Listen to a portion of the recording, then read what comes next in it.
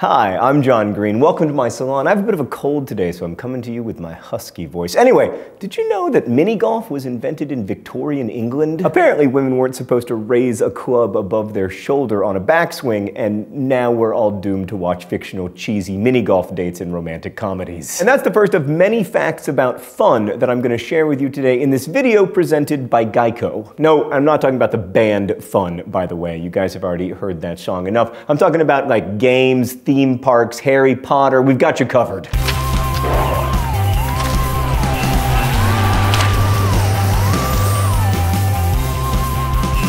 Speaking of mini golf, in the 1950s, dyed goat hair was used for mini golf putting greens instead of grass. How is that easier than just using grass? Also, lest you think that mini golf isn't serious business, there's a literal World Mini Golf Sport Federation. It's headquartered in Sweden, naturally, and the federation handles all official mini golf tournaments and competitions. I wonder if they also have regulations for like the size of the clown's mouth or the speed of the windmill. Regardless, I don't like mini golf. Meredith, I thought this video was supposed to be about fun. But you know what is fun? Lincoln Logs. What's that? They aren't named for Abraham Lincoln? Lincoln Logs were created by John Lloyd Wright, who was the son of America's most famous architect, Frank Lloyd Wright. And they weren't named for Abraham Lincoln. Frank's name before his parents broke up was Frank Lincoln Wright, so that's probably where the Lincoln comes from. The design for Lincoln Logs was inspired by an earthquake-proof hotel in Tokyo, and after he sold the idea for $800, John Lloyd Wright hoped that lightning would strike twice, so he built another set of building blocks, Wright blocks, which did not take off. I guess really they should have been called wrong blocks. Anybody?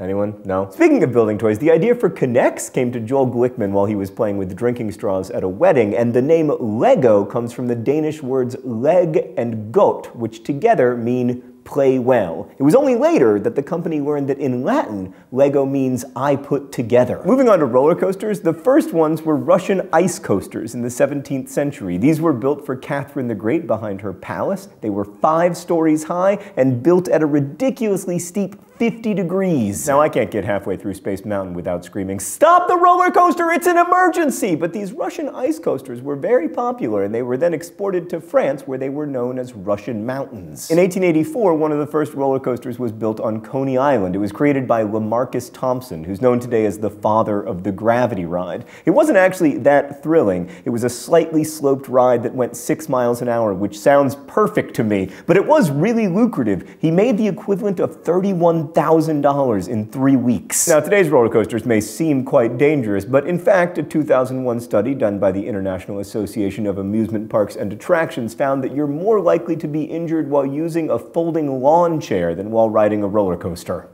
I don't care, I'm still not doing it. But on the topic of Coney Island, when Sigmund Freud and his protege Carl Jung visited the United States, Freud declared that Coney Island was the only part of America that interested him. And Beyoncé once filmed a music video there, which means that both the 20th century's most important psychologist and human history's most important individual dug Coney Island. That ain't bad. Beyoncé isn't the only celebrity who spent time at Coney Island. Cary Grant used to be a stilt walker there. He learned this skill while touring with a vaudeville group in England. Now let's move on to kickball. The original kickball had some crazy rules, including 30 players could play at once, there was no pitcher, people just placed the ball and kicked it, and people stood 20 feet away from home plate, and if the ball didn't reach them, the kicker was automatically out. And the craziest original kickball rule is that there was only one base. It was like cricket, I think. I don't actually know the rules of cricket. And 14 people could be on that one base at the same time, but if they didn't run home by the time the 15th person batted, they were all out. In 1950, the Etch-a-Sketch was invented in France, and it was originally called the Telecran and was operated by joystick, but then,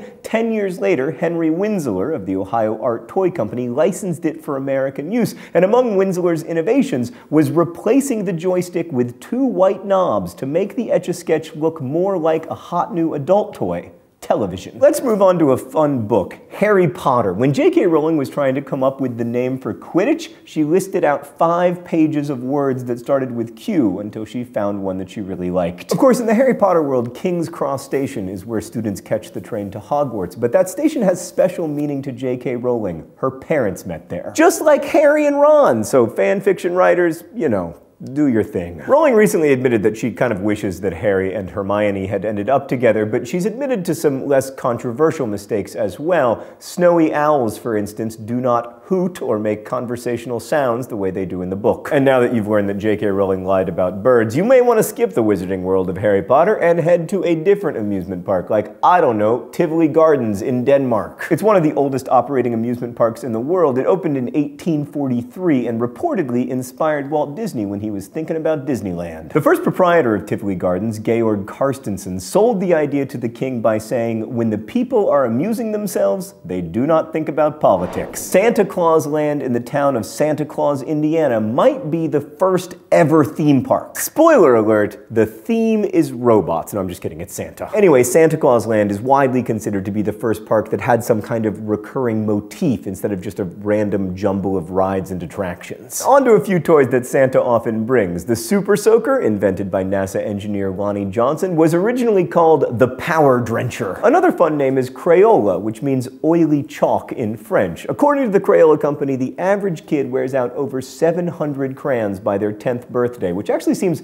kind of low to me because I recently went out to dinner with my family and we broke at least 100 crayons just in an hour. The real name of Monopoly mascot Rich Uncle Pennybags is Milburn Pennybags. Also, one time a big Monopoly marathon in Pittsburgh ran out of Monopoly money, so Parker Brothers filled an armored car with game money and rushed it over. That's a great heist movie waiting to happen. Like, the stakes get higher and higher and higher, and oh, Monopoly money. Mark Twain invented a board game. It was like an early, more boring version of Trivial Pursuit called Mark Twain's Memory Builder, a game for acquiring and retaining all sorts of facts and dates.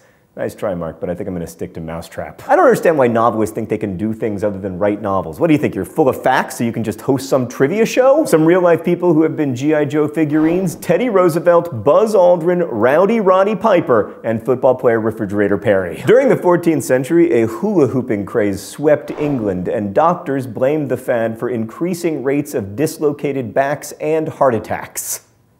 So don't hula hoop. And going back even earlier in time, a Greek vase from 500 BCE shows a kid playing with a yo-yo. And now we return to my salon so that I can tell you that this is a Cozy Coupe. Almost 500,000 of these are sold every year. In fact, in 2008, they were the best-selling car in America by a wide margin. I know you want me to get into it. I'm gonna try.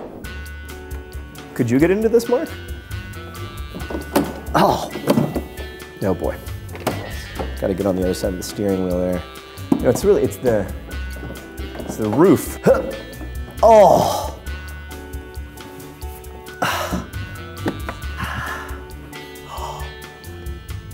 The first one of these was sold in 1979, making the car nearly 35 years old. The inventor, Jim Merrill, came up with the idea while wheeling around his office in a desk chair. I don't understand why he couldn't have just invented a desk chair. I'm never gonna get out of this thing. Thanks for watching Mental Floss here on YouTube, which is made with the help of all of these nice people and again presented by our friends at Geico. Every week I endeavor to answer one of your mind-blowing questions. This week's question comes from Melissa Benson, who asks, when was bubblegum invented? Well, Melissa, even though chewing gum has existed for thousands of years, bubblegum was technically invented in 1906 for the Fleer Company, you know, the baseball card people. But it wasn't actually sold until the formula was perfected in 1928. That became Double Bubble. If you want to leave a mind-blowing question, you can do so in comments. Thanks again for watching, and don't forget to be awesome.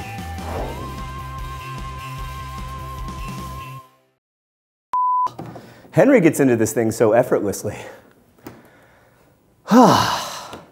Good party.